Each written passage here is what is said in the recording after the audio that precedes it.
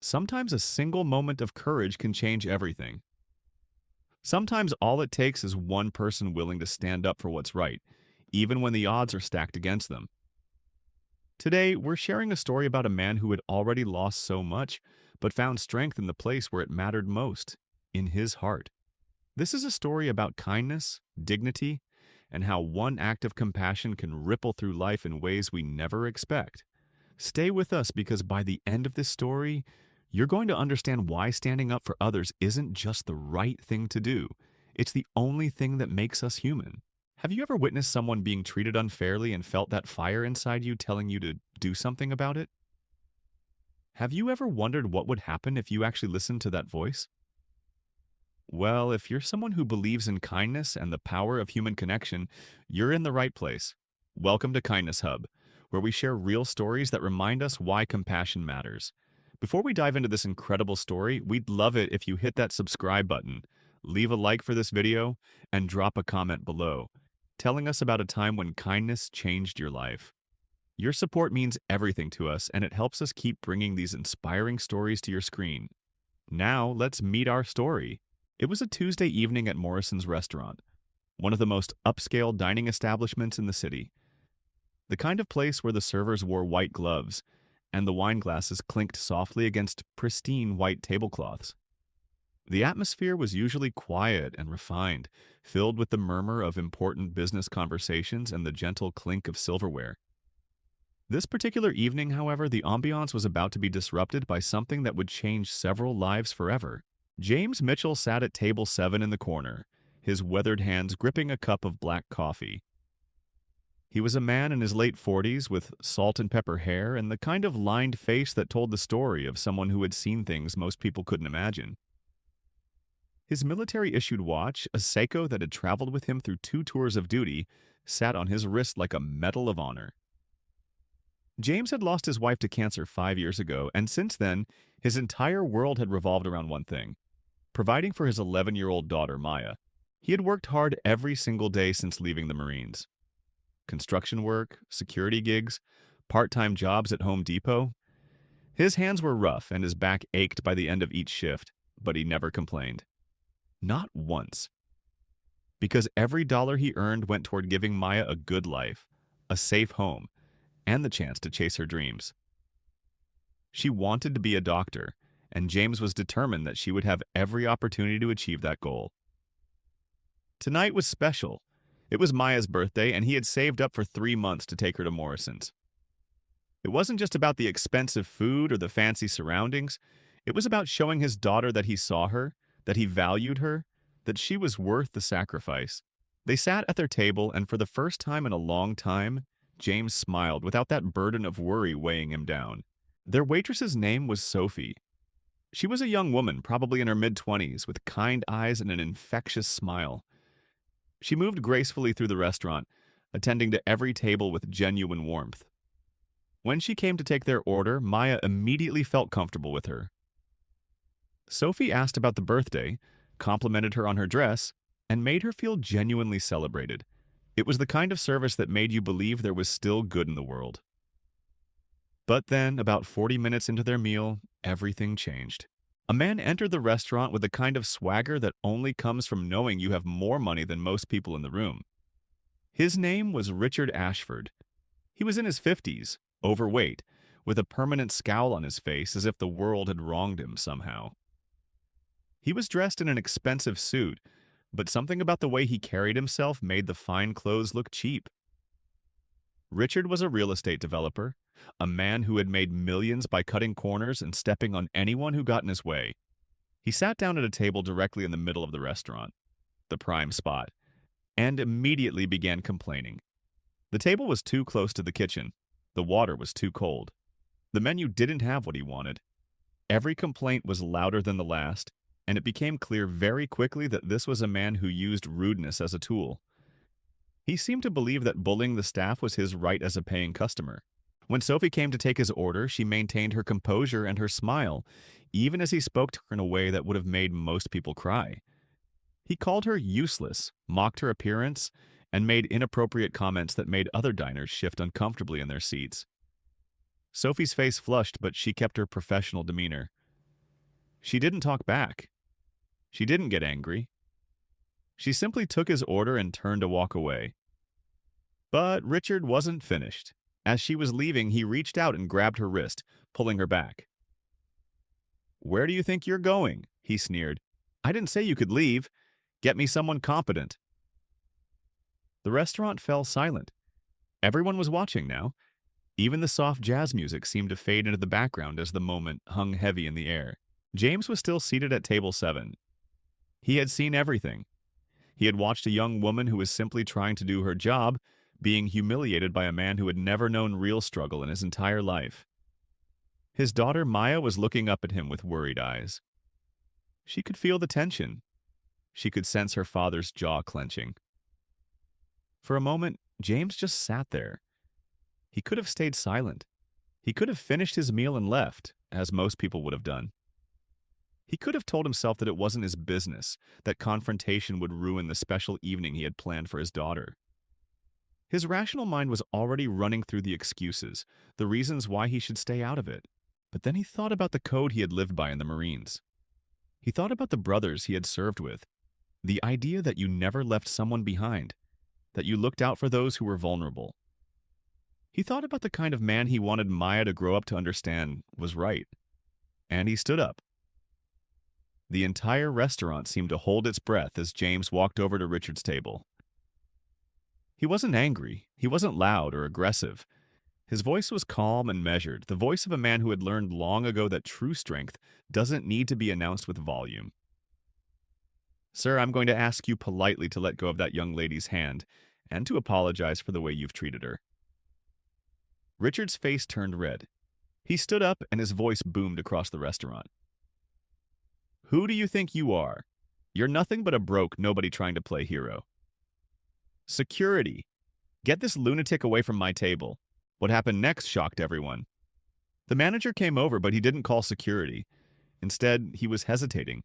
He was clearly uncomfortable with Richard's behavior, but terrified of losing a paying customer.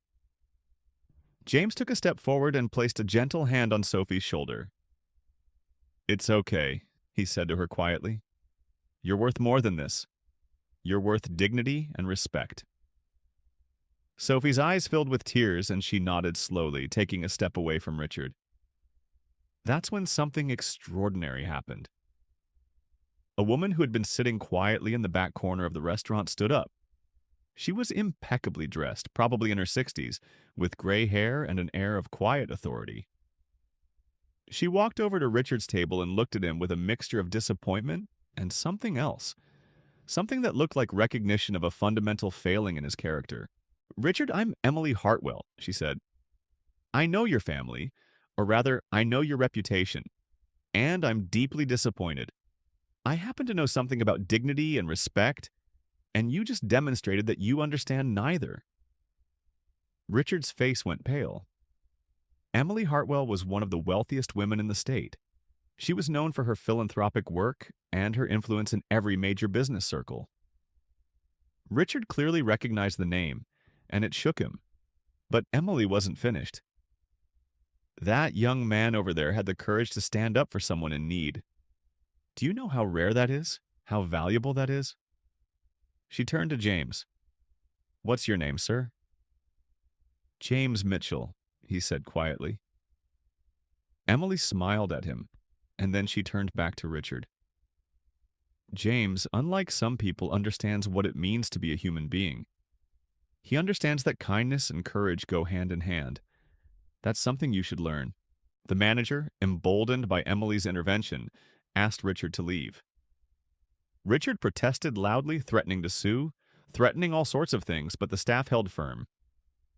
As he was escorted out, the entire restaurant seemed to exhale together. There was a moment of stunned silence, and then, from somewhere in the back, someone started clapping. Soon, the entire restaurant was applauding. James felt his face flush as people acknowledged his courage. But the night was far from over. After James returned to his table, Emily came over to speak with him. She sat down across from him and introduced herself properly to both James and Maya. She asked about their lives, their dreams, their story. James found himself opening up in a way he rarely did with anyone. He told her about losing his wife, about raising Maya alone, about the long nights and the financial struggles. He didn't do it for sympathy. He did it because Emily had a way of making you feel heard, truly heard. When she asked what Maya's dream was and James mentioned her desire to become a doctor, Emily's face lit up. "That's wonderful," she said. "Do you know who I am?" "You're Emily Hartwell," Maya said quietly. "Yes, but more importantly, I'm someone who has spent my life trying to help promising young people achieve their dreams. My daughter Caroline is actually the founder of a scholarship program for students interested in medicine. I have a feeling she would very much like to meet Maya." What happened over the next few weeks changed their lives. Emily introduced them to her daughter, Caroline, who was so impressed with Maya's passion and dedication that she immediately provided information about scholarship opportunities. She also connected James with a mentor in the medical field who could help guide Maya through high school and toward her future career. But perhaps the most surprising twist came 3 weeks later when James received a phone call. It was from Emily again. She had been curious about him after their meeting and had looked into his background. She discovered that James had never been able to finish his college degree because he had enlisted in the Marines to support his mother after his father's death. Emily, moved by his sacrifice and his character, had made a significant donation to a local veterans assistance program, specifically earmarked for helping veterans like James, who wanted to complete their education or pursue new careers. What struck James the most, though, wasn't the money or the opportunities. It was the ripple effect of his single act of kindness. Richard Ashford, after being kicked out of the restaurant, found himself facing serious social consequences. People in his business circles had heard about the incident and were disgusted by his behavior. He ended up taking a long look in the mirror and seeking help to address his anger and his treatment of others. Sophie, the waitress, was so inspired by James's courage that she went back to school to finish her nursing degree. She wrote to James and told him that watching him stand up for her had made her realize she didn't have to accept mistreatment from anyone. It gave her the courage to pursue her own dreams instead of just getting by. Emily told James something on their last phone call that he never forgot. She said, "You know, James, I've spent my entire life trying to make a difference with my money and my influence. But tonight, I watched you make a difference with nothing but your character. That's worth more than anything I could ever buy. You reminded me why I do this work. You reminded all of us that day why we need to take care of each other." A year later, James was enrolled in a community college program for business management, thanks to Emily's scholarship. Maya was thriving in school, her grades excellent, and she had already been accepted into a prestigious summer program for young people interested in medicine. He still worked his construction job, but now he wasn't doing it alone. He had mentors, he had a community that believed in him, and most importantly, he had shown his daughter what it meant to live with integrity. The kindness didn't stop there. James started volunteering at a local community center, mentoring young people who had experienced loss or hardship, just like he had. Sophie finished her nursing degree and specialized in working with pediatric patients, making sure that young people in hospitals felt as cared for as she had felt the night James stood up for her. Emily and James remained friends, and she watched with pride as Maya continued to excel in her studies. The story of what happened at Morrison's restaurant spread through the community, and it became an example that people referenced when they talked about what it means to do the right thing. It wasn't a viral video or something that made international headlines. It was simply a story that people told each other about the time that someone chose kindness and courage over comfort and silence. And that, my friends, is the profound truth that James's story teaches us. Kindness isn't always about grand gestures or massive donations. Sometimes kindness is as simple as standing up when it would be easier to sit down. It's about using whatever power and privilege we have to protect those who are vulnerable. It's about recognizing that we're all connected, that our choices affect each other, and that a single moment of courage can set off a chain reaction of positive change that extends far beyond what we could ever imagine.